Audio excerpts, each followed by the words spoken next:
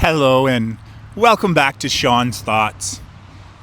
This is a random upload that I just decided that I would record. And I kind of think that I'm going to finally talk about the debts. And I'm not really sure of how that's going to come about, but we'll start off by, just observing where we are. And where we are right now is on the number one highway outside of a place called Yale. And Yale has an older history, and there's actually a reserve as well around here, and therefore there are people of this area, the Yale. And yeah, we're on a old replica of a building that essentially looks like a saloon. Perhaps I'll take an image of it prior to leaving here. And right now we're looking at this wagon that of course has fallen into disrepair. And it just, it essentially elevates my imagination when I start thinking of the people that rode this to go to where they needed to go 100 years or whenever it was in a time in a world where things were considerably more simpler. Definitely a lot more simpler. You live in smaller communities, interacting with less people, yet you get to know them better. You get to truly know who the people are, because as technology or transportation has increased, we've begun to run around everywhere so fast, missing those more intimate conversations and connections that we would have created. So it's interesting how essentially transportation leads to disconnection. And you can almost say that about like technology as well. While we feel perhaps we are connected with, thoughts and activities all over the other side of the planet, we're sharing a part of our attention with that. So we're taking our attention away from those other relationships that are in our lives that if we were to spend more time and attention on them, perhaps they would flourish to a higher degree, back like when we had a time where people would ride something like this, whether it was traveling across the country. Essentially, this probably would have had a horse attached to it, carrying all of the people's belongings. This is kind of like your old style RV, your horse RV. Yeah, and just imagine the people that were connected. And even to spend like a long time on a train or a bus with people you don't know allows you to forge connections as well. I once had an amazing connection with this woman in Korea when I was taking the train from Seoul to Busan, and I sat in the chair myself the whole train ride, and I didn't actually buy anything. I just learned a little bit of Korean when I was changing destinations because of the 203 issue we had, and so I didn't really have too much practice with speaking Korean. I know how to say 안녕하세요 or 안녕하십니까. And yeah. Oh, and 감사합니다. Yeah, so even now I only know just a tad bit of little bit. So anyways, yeah, so that's maybe where I'm starting the conversation from. But, I guess it does lead into debt. But I really don't know what I had to say. Maybe I'm not meant to be speaking about the debt part yet. Yeah, because I don't really feel a call to talk about that. I feel more called to, take in the image that I'm looking at. See, sometimes I have an idea of what I'm going to talk about, and then I go off on tangents, and it seems like maybe I'm going off on disconnected tangents. But often I find myself redirecting back to, as I was explaining to someone who was, talking about how I'll talk about something and then I'll stray off. But I recognize that, first of all, it's okay. Maybe we're finished what we were talking about, and rather more like a Vulcan, for example, have logic that once the conversation ends, we just change to a new conversation rather than pulling a conclusion out of the first conversation. Because maybe sometimes when we have conversations, we don't have to worry so much about having a finalized conclusion, more time to reflect on what is being said and then move on to something else. And then when ready, come back to that. We're definitely a lot more reaction based versus, organized response based. But yeah, to live in a slower world, it really, does connect with me to have a smaller community of like-minded people. Like, I look at, for instance, what I'm doing on YouTube, and I see I'm putting out a lot of creative stuff. And I imagine how much more powerful that will be if there was a team around me and I was around them. And that we worked essentially together to create. And I just launched, or not launched, but I just recorded my invitation video to do with Shone's thoughts, expanding conversations. And I think that would be a great way to, well, if you haven't seen it, I'll pin it up there in the comments. And actually, more importantly, go watch it after, maybe, if you want. And I think this would be a great way for people that are wanting to connect, that, we all live in our own little worlds wherever we are, and finding ways to initiate that connection. Maybe that could be the way. And then to develop those conversations, because I think that moving into the future, I would rather, honestly, live in a world where everyone that I'm around, that's around me, that's in my daily life, that they all vibrate high, and, we all have alignments in certain things, like no garbage in our food. That's a pretty good one. Just don't put the garbage in the food. And if that revolves around us making food, like farming food ourselves, sure. But it also, I think there are a lot of farmers out there. Oh, I realize I haven't even gotten into the frame. I planned on sitting here, and I realize, I haven't even gotten the frame. So that would allow us, if we were farming the food ourselves, that would allow us to control what was going into our bellies. And even if just the community participated in that. But there's also other things too, is like, you have to build the community. And if that's a community that's in a newly formed community where people are coming together and they're building from the ground up, but it also could be in taking over, or not taking over, but moving into smaller areas, smaller communities. Rather than, being so far away, you could move in towards a community and then work as a community. And that doesn't have to be a whole bunch of apartment complexes. It can be people like in one city, but, sharing resources and sharing responsibility.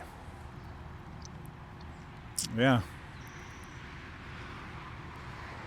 I definitely would, as I said, prefer we get more to a place where we really begin to know each other more in depth. And maybe that just has to be to listen more. Which is kind of funny because I'm talking a lot, but yet I also like listening and receiving information. And, not all that information that I receive I'll agree with. Some of it I'll reject, some of it I'll just let it roll by like a river current. And other times things spark my ideas.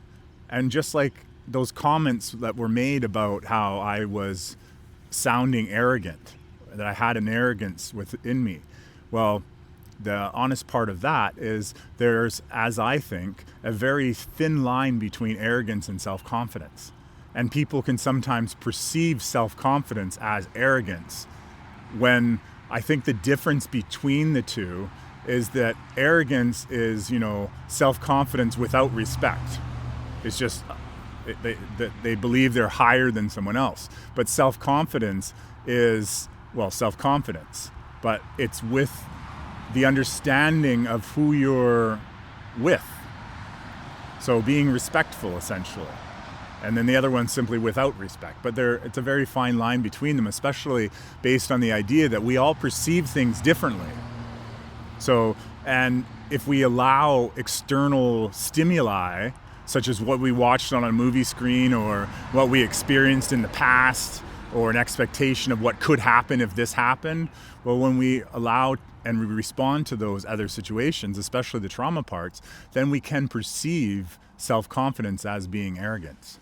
But anyways, the point is that I'm confident in what I'm, extending, putting forward, but I'm also confident that I'm not being arrogant, that, and I understand I can be perceived arrogant, but yet with all of that, I think that prompted me to, when I was thinking about it, to then come up with that idea of creating the podcast where we can have conversations. So sometimes even someone's criticism, when it's taken in neutrality, just observed, and as I said, let go or held on, like let go or learnt from, but either way, released.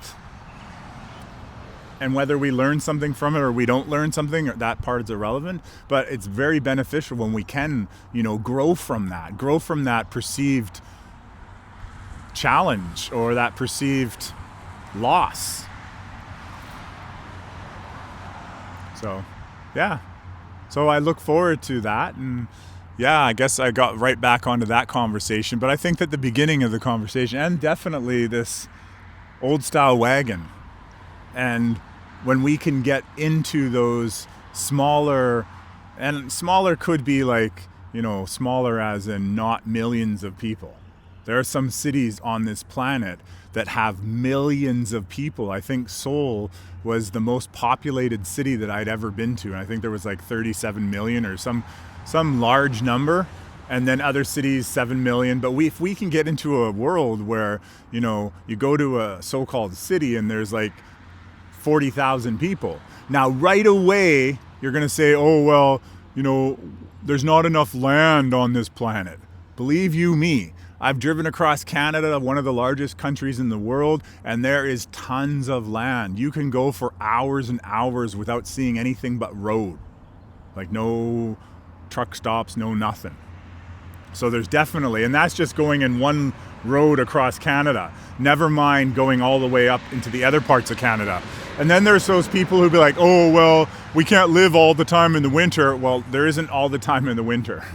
There's lots and lots of land up here in Canada, and there's lots of unexplored country, and there's a lot of harmony to be had with living with nature as opposed to, getting all our energies and then concentrating them in smaller areas. And then that's what creates the darker energies. If we can spread our energies out and we can be more in alignment and in tune with the people that we live with, then perhaps we can right away do a lot more ourselves without relying on some external force to tell us where we should take our wagons.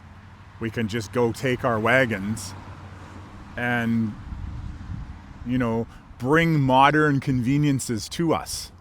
I guess that was another thing, another concern that someone had was that they felt that they didn't want to give up all of their conveniences. Well, first of all, if we live in a world where we aren't controlled by corporations, then we're not going to have their products to purchase from them. Understanding that, there is a set of controls. And the one control, of course, being, do you have the money for it or not? But other controls of being like brand dependence or only being able to buy it in a certain area and only if there's a stock, and then they control the price. So that means they control whether or not you can afford it. And so anyways, if we move into a space where we don't have all of that brand controls, it means that we therefore will do our own creating of that stuff. And I think that's an awesome opportunity, because that essentially means if you listen to my video called The Living Marketplace, maybe it'll be popped up here, then you'll see that one of my ideas for a plan is to bring back farmers markets. Bring back farmers markets that are 24/7, where the stalls are reservable and people can reserve a stall, let their customers know by text or email that they're going to be there, and then come to that stall for a limited amount of hours and sell off that product that perhaps already is purchased and they just need to meet at that store to pick it up. Wouldn't that be an awesome way for commerce? And then people can sit at home and make soap, and they can make whatever it is, make Play-Doh. If kids, still want to use Play-Doh, they can make Play-Doh. But they can make whatever it is that they desire to make and then go sell it in order to fund their way of life. And, there's different types of vendors. And at the same living marketplace, you could also have people repairing stuff and then offering the ability to repair by,